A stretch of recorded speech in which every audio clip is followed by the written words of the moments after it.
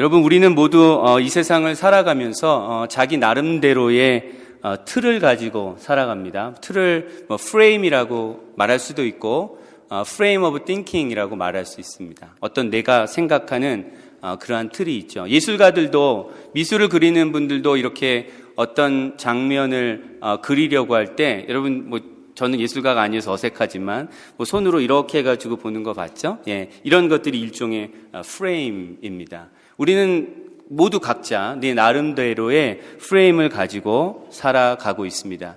그러한 프레임을 관점이라고 말할 수도 있고, 퍼스펙티브죠. 관점이라고도 말할 수 있고, 또는 세계관이라고도 말할 수 있습니다. 내가 이 세계를 바라보고 그리고 이해하는 그러한 나만의 관점들을 가지고 있습니다. 제가 요즘 수요일 저녁마다 CU 다운타운 캠퍼스에 가서 우리 한국 1.5세 2세 학생들하고 성경 공부를 같이 하고 있는데, 지난 수요일에 빌립보서 성경 공부를 같이 하면서 그 교재에 그런 질문이 있었습니다. 어떻게 하면 믿는 자들이 일치, 그러니까 유니티를 이룰 수 있을까? 믿는 자들이 자꾸 반목하고 갈등을 일으키지 않고 어떻게 믿는 자들답게 하나됨을 이룰 수 있을까? 이러한 질문이 있었습니다. 학생들이 아주 성숙한 학생들이어서 좋은 이야기들을 많이 했는데, 제가 학생들에게 나눈 이야기는 이런 겁니다. 내가 가지고 있는 내 틀이 있는데 그 틀이 제한적이라고, 그 틀이 완전하지 않다고 인정하게 된다면 우리는 믿는 자들 가운데 서로 일치를 이룰 수 있을 것이다. 이러한 이야기를 했습니다. 여러분, 내 틀이 제한적이고 완전하지 않다고 인정하는 자들은 이 세상을 살면서 화목과 평화를 이룰 수 있습니다. 저에게도 제 나름대로 세상을 바라보는, 그리고 사람을 바라보는 모든 틀이 있고, 여러분도 나름대로 그 틀이 있는데, 내 틀은 탁월해. 나는 다른 사람들보다 탁월한 틀을 갖고 있어.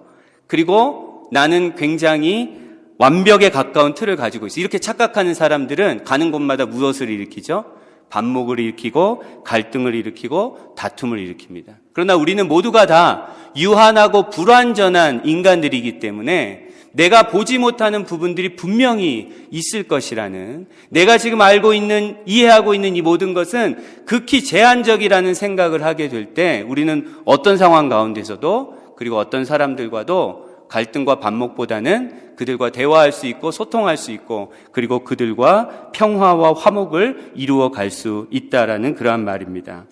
여러분, 오늘 본문 말씀에 보면 쉽게 얘기하면은 사도 베드로가 욥바에 머무는 동안에 일어난 사건입니다. 오늘 본문 말씀은 9장 43절, 오늘 본문 10장 바로 앞에 있는 9장 43절 말씀에 보면 9장 말씀이 이렇게 끝나죠.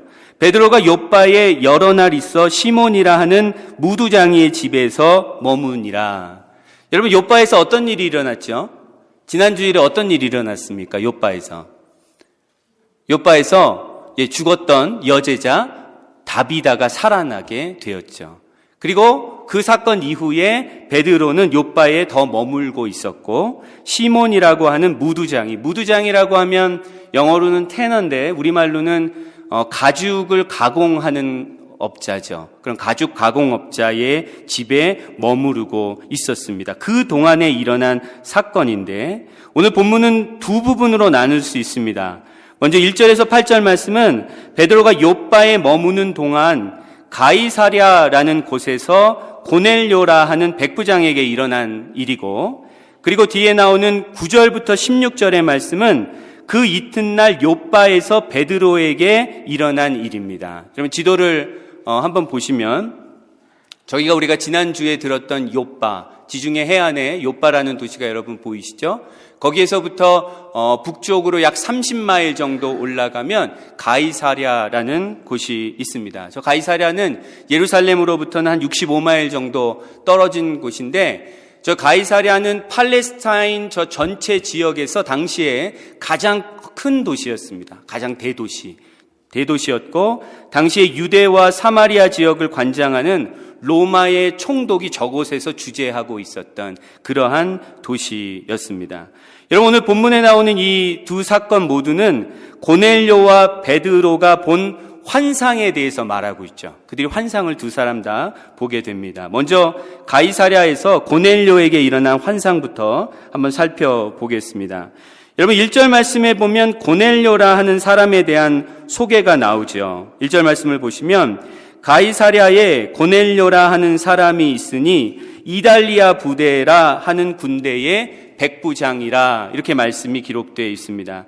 여러분 여기서 이달리아라는 부대는 당시에 이탈리아 사람들로만 구성된 부대로 이 가이사랴에 주재하고 있었던 총독을 보호하기 위한 그러한 군대입니다. 그 군대의 이름이 이달리아 부대고 백부장은 여러분 잘 아는 것처럼 군인들 100명을 통솔하는 지휘관이죠.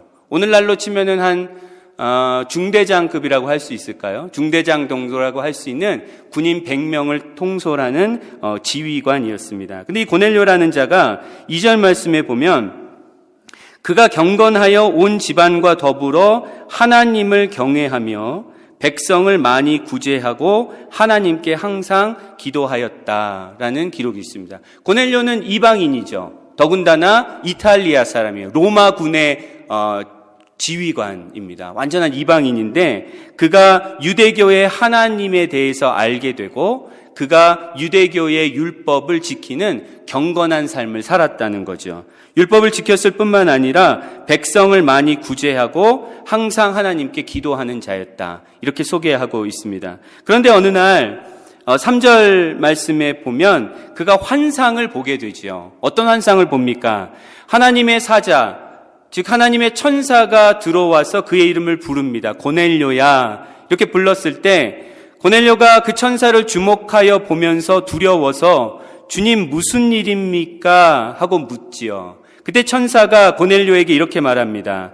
내 기도와 구제가 하나님 앞에 상달되어 기억하신 바가 되었으니 네가 지금 사람들을 욥바에 보내어 베드로라 하는 시몬을 청하라 라는 그러한 하나님이 주시는 메시지를 이 천사가 전하게 되지요. 그 말을 듣고 이 고넬료가 사람들을 욥바로 보내게 됩니다.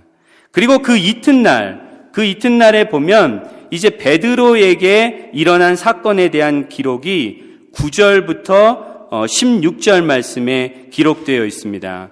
여러분 9절 말씀을 보시면 이튿날 그들이 즉 고넬료가 욥바로 보낸 사람들이 길을 가다가 그 성 욥바에 가까이 갔을 그때에 베드로가 기도하려고 지붕에 올라갔고 그 시각은 제6시였습니다. 제6시는 정오거든요. 낮 12시. 낮 12시에 베드로가 기도하러 지붕에 올라갔지요. 그 가운데 그곳에서 그가 황홀경에 빠지게 됩니다. 우리 지난 수요 우리 성경 공부 때 우리가 이제 주중에 읽었던 맥체인 성경 읽기에 따라서 성경을 읽었던 내용들을 이렇게 쉐어링도 하고 그리고 저하고 주일날 들었던 말씀을 성경 공부를 하는데 좀처럼 성경에 대해서 잘 질문을 하지 않는 우리 어느 집사님이 그날 아주 질문을 하나 하셨어요. 예습을 해오셔서 질문을 하셨는데 이게 궁금하다는 거예요. 베드로가 왜 지붕에 올라가서 기도를 했나? 뭔가 특별한 의미가 있을 것 같다. 제가 볼 때는 별로 특별한 의미는 없는 것 같은데 그 집사님이 볼 때는 뭔가 특별한 의미가 있는 것 같다. 그래서 제가 이번 본문 말씀을 준비하면서 여러 주석을 참고해 봤습니다. 지붕에 올라가서 기도한 것이 뭔가 특별한 의미가 있을까? 제 생각대로 별 특별한 의미는 없었습니다. 그러니까 이 욥바라는 지역이 해안가잖아요. 그래서 해안가에 이제 이 지붕이라는 것은 오늘날 지금 옥상이에요. 발코니 같은 그런 옥상인데, 그곳은 옥상은 통풍이 잘 되고, 그리고 빛이 잘 드는 곳이어서, 베드로가 아마 이 무두장이 시몬의 집에, 거주하는 동안에 기도처로 사용하였던 것으로 그렇게, 보고 있고, 물론 그 구약의 성경 말씀을 보면, 고대 사람들에게 이 지붕 혹은 옥상은 신과 조금 더 가까운 곳이라는 생각은 있었습니다. 우리도 상식적으로 그렇게 생각할 수 있잖아요. 하늘에 왠지 가까이 더 올라가면 하나님과 더 가까울 것 같다라는 그러한 생각들이 고대인들에게 있기는 했는데 그것이 유대교적인 전통은 아닙니다. 그러니까 베드로가 특별히 하나님께 더 가까이 가려고 지붕으로 올라갔다라고 해석하기는 어렵고 당시에 이 시몬의 집에 머무는 동안에 그 옥상이 베드로가 하나님 앞에 기도하기에 좋은 기도처였다라고 우리가 볼 수 있습니다. 근데 그곳에서 베드로가 황홀경에 빠지게 되는데 어떠한 내용을 보는지가 11절 말씀부터 기록되어 있습니다. 11절 말씀에 보면 황홀한 중에 하늘이 열리며 한 그릇이 내려오는 것을 베드로가 보게 되었죠. 근데 그 그릇은 큰 보자기 같이 생겼고 네 귀퉁이를 메어서 땅에 이렇게 드리워졌습니다. 그리고 그 안에는 12절 말씀에 있는 것처럼 각종 네 발 가진 짐승과 기는 것 그리고 공중에 나는 것들이 있었습니다. 유대인들이 볼 때는 아주 부정한 것들이 그 안에 담겨져 있었죠. 그런데 13절 말씀에 보니까 소리가 있어서 베드로에게 이렇게 말합니다. 베드로야 일어나 잡아먹으라. 깜짝 놀랄 말이죠. 절대 먹을 수 없는 것을 이 부정한 것들을 잡아먹으라 라는 소리가 있었습니다. 14절 말씀에 보시면 베드로가 이렇게 말합니다. 주여 그럴 수 없나이다. 속되고 깨끗하지 아니한 것을 내가 결코 먹지 아니하였나이다. 이렇게 대답을 하죠. 그랬더니 15절 말씀에 두 번째 소리가 있어 이렇게 말합니다. 하나님께서 깨끗하게 하신 것을 내가 속되다 하지 말라.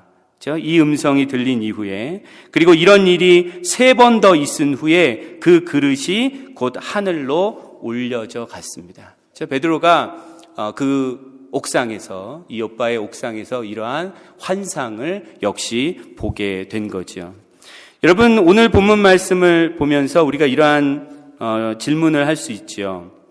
여러분 하나님께서 왜 이런 환상을 고넬료와 베드로에게 보여주셨을까?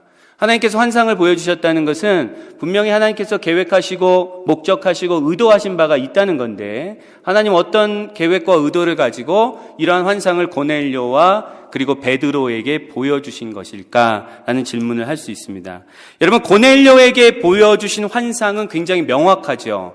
고넬료에게 환상을 보여주신 이유는 베드로와의 만남을 통해 예수 그리스도의 복음을 듣게 하시고 그와 그의 가족들을 구원하시기 위해서 하나님께서 고넬료에게 그 환상을 보여주셨습니다. 이제 10장 뒤에 나오는 말씀을 보면 우리가 하나님이 그런 의도로 고넬료에게 그 환상을 보여주셨구나라는 것을 더 확연하게 알 수 있습니다.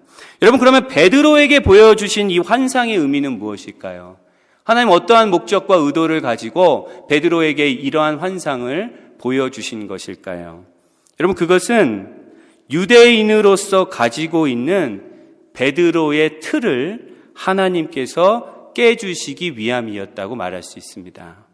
유대인으로서 그의 틀이 만일 깨지지 않았다면 베드로는 로마 군대의 지휘관인 고넬료에게 직접 가서 예수 그리스도의 복음을 전하려고 하지 않았을 것입니다. 하나님께서 그를 온전히 사용하시기 위해 환상으로 그가 가지고 있었던 그의 틀, 그의 유대적인 틀, 유대적인 세계관을 깨주신 것이지요. 13절에서 15절 말씀을 다시 보시면 소리가 있어서 이렇게 말하죠. 13절 말씀에 베드로야 일어나 잡아먹으라. 그때 14절에서 베드로가 이렇게 대답합니다. 주여 그럴 수 없나이다. 속되고 깨끗하지 아니한 것을 내가 결코 먹지 아니하였나이다. 무슨 말입니까? 주님, 저는 유대인입니다. 저는 경건한 유대인입니다. 저는 절대 이런 부정한 것들을, 속된 것을 먹을 수 없습니다. 그렇게 대답을 했을 때 15절에 하나님의 음성이 이렇게 들리죠. 하나님께서 깨끗하게 하신 것을 내가 속되다 하지 말라. 그렇게 말씀을 하십니다. 여러분 하나님께서는 구약의 율법과 유대교의 전통에서 속되고 부정하다고 규정하는 것조차도 깨끗하게 하실 수 있는 분이십니다. 여러분 10장 28절에서 29절 뒤에 나오는 28절에서 29절 상반절 말씀에 보면 베드로가 이제 고넬료를 만나서 이렇게 말을 합니다. 유대인으로서 이방인과 교제하며 가까이 하는 것이 위법인 줄은 너희도 알거니와 하나님께서 내게 지시하사 아무도 속되다 하거나 깨끗하지 않다 하지 말라 하시기로 부름을 사양하지 아니하고 왔노라. 그렇죠? 하나님께서 그 환상을 통해서 이 베드로가 가지고 있었던 이 유대적인 틀을 깨주지 않았다면 베드로는 그 고넬료가 보낸 사람들의 청함을 받고도 이곳에 오지 않았을 것이다 라는 그러한 이야기이죠. 여러분, 이처럼 우리 하나님께서는 우리를 사용하시기 위해서 우리가 가지고 있는 우리의 틀, 우리의 제한되어 있고 우리의 불완전한 틀을 깨주시는 하나님이십니다.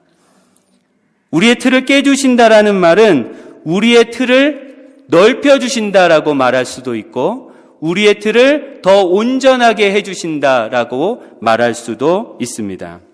여러분, 많은 교인들이 자기 나름대로의 틀을 가지고 신앙생활을 하는 것을 봅니다. 그래서 많은 갈등이 일어납니다. 그리고 정말로 놀라운 것은 그런 틀이 전혀 성경에 있는 하나님의 말씀에 근거하고 있지 않다는 거죠. 그냥 내가 경험했던 나의 제한된 경험과 나의 우둔한 판단으로 만든 그 틀을 가지고 나의 이 틀이 맞다고 착각하면서 신앙생활을 하고 있습니다. 여러분, 신앙생활을 오래 하고 그리고 하나님을 알아가면 알아갈수록 우리는 어떤 사람이 되어야 할까요? 더 넓은 사람이 되어야 되겠죠. 근데 우리가 교회 안에서 보는 많은 모습들은 신앙생활을 오래 하면 오래 한 사람들이 더 편협한 사람이 되어간다는 거예요. 그렇죠? 내가 가진 이 틀만이 맞고 당신들은 틀리다라는 마음을 가지고 다른 사람들을 판단하고 다른 사람을 정죄하려고 하는 그러한 잘못된 모습으로 가고 있다는 겁니다. 여러분도 여러분 나름대로의 틀을 가지고 계실 겁니다. 그리고 그 틀은 사실은 하나님의 이 진리의 말씀과는 별 상관없는 내가 했던 경험 그리고 내 소견 그거에 따라서 여러분들이 갖고 계시는 그러한 틀들이 있을 겁니다. 하나님은 그 틀들을 깨주시기를 원합니다. 그 틀을 깨셔서 여러분을 더욱더 온전한 모습으로 바꾸어 주시고 하나님의 뜻에 합당하게 사용하시기를 원하십니다. 너무나 많은 것들이 있는데 교인들이 갖고 있는 틀, 잘못된 틀들이 제가 한 가지만 얘기하면 이런 거죠. 많은 교회를 다니는 사람들이 이런 말을 하는 것을 많이 듣습니다. 교회 생활은 적당히 해야 돼. 교회 생활은 적당히, 너무 그렇게 유별나게 하지 말고 교회 생활은 적당히 해야 된다. 그리고 교우들과의 관계도 적당히 거리를 둬야 된다. 많이 들어보셨죠? 여러분들도 혹시 그렇게 생각하시는 분들도 있을 겁니다. 여러분, 이것은 우리가 교회 안에서 경험했던 그 부정적인 경험들 그리고 우리의 좁은 소견에서 나온 거죠. 성경에 저는 못 봤는데 여러분 혹시 보신 적 있습니까? 교회 생활은 적당히 해야 된다. 교우들과의 관계는 적당하게 거리를 둬야 된다. 이러한 말씀을 우리는 성경에서 본 적이 없습니다. 혹시 보신 분 있으면 저에게 가르쳐 주시기 바랍니다. 오히려 성경은 우리에게 무엇이라고 말씀하냐 하면 교회의 성도들은 하나님의 권속, 하나님의 가족이다. 그리고 교회의 성도들은 예수 그리스도의 몸의 각 지체다. 그리고 교회의 성도들은 함께 하나님의 전이다. 성령의 전이다. 이렇게 말씀해 주고 있습니다. 무슨 말입니까? 우리는 하나님 안에서 유기적으로 너무나게 긴밀히 묶여있는 자들이라는 거예요.